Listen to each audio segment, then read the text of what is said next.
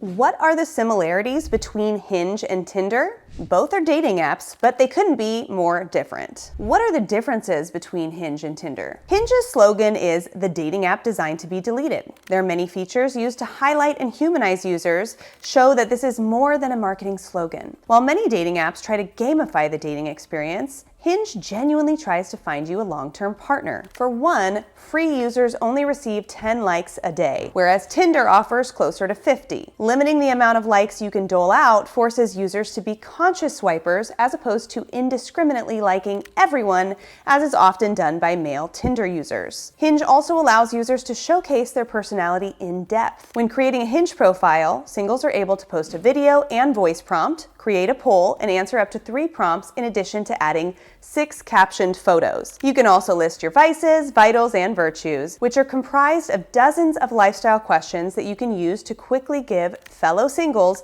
a snapshot of your preferences. You can later use these characteristics as search preferences so you can filter out users based on things like dating intentions, height, politics, education level, and more. These in-depth features attract users who are generally on the older side compared to Tinder users and who are looking for more serious long-term relationships. On the flip side, Tinder is a much more superficial app preferred by college students and those in their early 20s. It's typically the first application a young person will download. Tinder is a visual-heavy dating app that doesn't require users to provide anything more than a couple of photos to get started. All these factors translate to Tinder being a superficial dating app primarily used by young singles in their search for love, but above all, for short-term relationships and validation from their peers. A Lend.edu poll of 9,761 college-aged Tinder users found that 44% used the app for confidence boosting and procrastination. Only about 26% reported using it for hooking up or to find a relationship. They also found that among 3,852 college-aged Tinder users polled, 71% had never met a Tinder match. These findings suggest Tinder isn't even a dating app. It's a self-esteem boosting application. Who is Tinder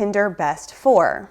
Early 20-somethings that want a short-term relationship. That being said, if you want a long-term relationship, I'd still recommend using Tinder. Its sheer volume of users means that it still has many older users looking for a serious relationship. Do you have any tips for using these dating apps? Fill out your profiles in full. Give the person on the other side of the screen as much information to go on as possible. Right now, you're a stranger to everyone that looks at your profile. It's on you to humanize yourself and convince them that you're worth liking or swiping right on. Do so by uploading a diverse range of photos that each clearly show your face. Also, fill out your written bio, dating prompts, and other profile features in full. That wraps up this video. If you like this video, make sure to like it, subscribe to the channel, and leave us a comment in the comments below.